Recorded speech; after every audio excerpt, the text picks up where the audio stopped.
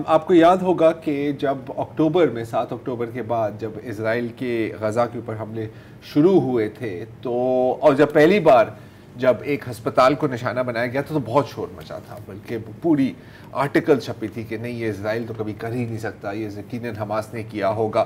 پھر اس کے بعد جب اسرائیل نے دیکھا کہ اس سے تو کوئی فرق ہی نہیں پڑتا تو پھر انہوں نے کہا کہ نہیں، باقاعدہ اناؤنس کر کے کہ جی ہم ہسپتالوں کو ٹارگٹ کر رہے ہیں۔ اور کیوں کر رہے ہیں؟ کیونکہ یہاں پر حماس کی سرنگیں ہیں، یہ حماس کے ٹھکانے ہیں، ہیڈ کوارٹرز ہیں، حماس کی تمام منصوبہ بندی ان ہسپتالوں میں ہی ہوتی ہے۔ اور بلکہ یہ نہ صرف یہ بلکہ ان ہسپتال کا جو عملہ ہے وہ بھی حماس ہے، مطلب سب کچھ حماس ہے۔ آج لیکن جو ویڈیو دیکھنے کو ملی ہے وہ مطلب انبیلیویبل ہے۔ یہ ہے جنین کے ابن سینا ہسپتال کی، اور ذرا دیکھیں کہ اس میں ہو کیا رہا ہے۔ یہاں پر اسرائیلی کمانڈو داخل ہوئے فلسطینیوں کے لباس میں، بیس بدل کے، ڈاکٹرز کے لباس میں، پیرامیڈکس، نرسز، پیشنٹس، یہ اگر آپ دیکھیں۔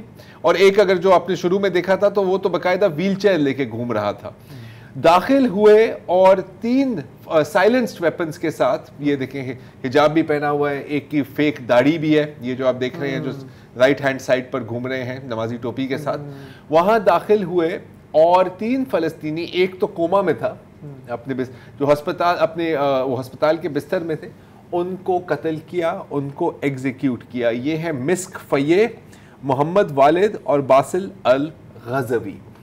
اچھا، اب ایک سیکنڈ کے لیے اگر کوئی سوچے کہ فرض کریں یہ کییو ہوتا یا یوکرین میں اور روسی فوجی اس طرح داخل ہوتے ایک ہسپتال میں، اچھا یہ میرے خیال کہنے کی ضرورت نہیں ہے کہ یہ ایک وار کرائم ہے، ظاہر ہے ہر ایک ان کے حرکت ہی وار کرائم ہوتی ہے، تو کس قسم کا ریاکشن آتا؟ یا اگر حماس نے ایسا کیا ہوتا تو میرا خیال ہے کہ اگلے پورے مہینے کے لیے وال ٹو وال بریکنگ نیوز یہ کور ہوتی ہے۔ بی بی سی اس کو کیسے کور کر رہا ہے؟